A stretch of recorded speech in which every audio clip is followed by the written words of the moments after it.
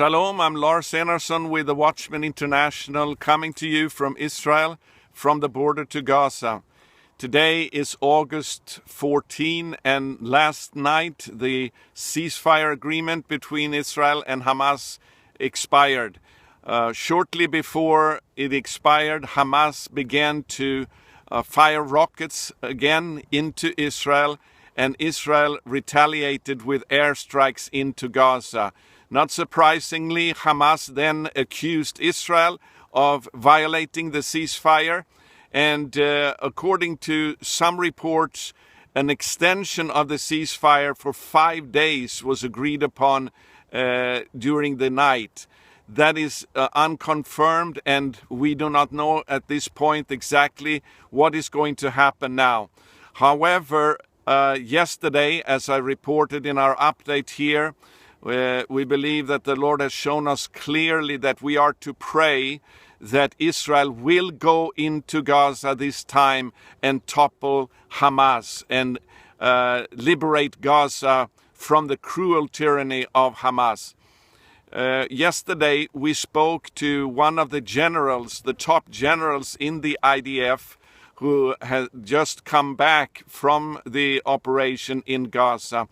I asked him what he thought that Israel ought to do, and he said, well, I'm not a politician, but if I was asked, Israel must go into Gaza and take out Hamas. I asked him, how long would that take? He said, at the most 1 week, if we are allowed to fight. And then there would be a few months of cleanup, but Hamas would be gone within a week. And that is a confirmation of earlier reports also from the IDF headquarters, that it would take approximately that time. However, we know that on Tisha B'Av, in fact, the Prime Minister released a report that it would take 5 months to topple Hamas and then 2 years to clean up. We believe that was a report of unbelief. And friends, we need to agree in prayer now that Israel will make the decision to go into Gaza and take out Hamas. We believe that the time has come. One of the leading, in fact, the main expert on Jewish history today, Rabbi Beryl Wein, wrote in an article earlier this week that he has lived in Israel for several of the wars and the conflicts here, but he wrote, this time it feels different. He said, I cannot exactly say what it is, but there's just something different about this conflict. Well, one of the differences we can see is that the population, the main population in Israel now, is totally behind an incursion into Gaza to topple Hamas.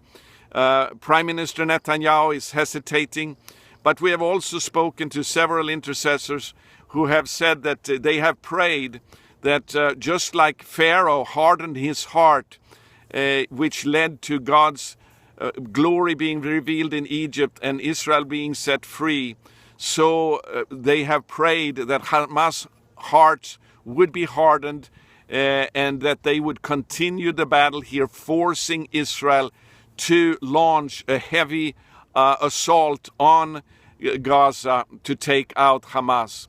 I also asked the general, how costly would that operation be? And he said it would not be too much, according to him. And also I could see the intense desire to take revenge on Hamas for what they have done towards Israel. This is a battle between a cruel terror organization, just like ISIS in Iraq. In fact, ISIS is fighting alongside Hamas here in Gaza. And we need to understand that it's a democratic country like Israel fighting against a cruel terrorist organization. And those who do not support Israel in this battle against Hamas, they must remind themselves that sooner or later, if Hamas is not taken out and this terror is exposed and defeated, it will come to their own doorsteps. I urge you to go to our website, thewatchman.org, and subscribe to the prayer reports in the Elijah Prayer Army, and stand together with us in the specific prayer points that we feel God is leading us to pray for here now at this crucial time in history. I'm Lars Enarsson with the Watchman International from Israel on the border to Gaza. Shalom.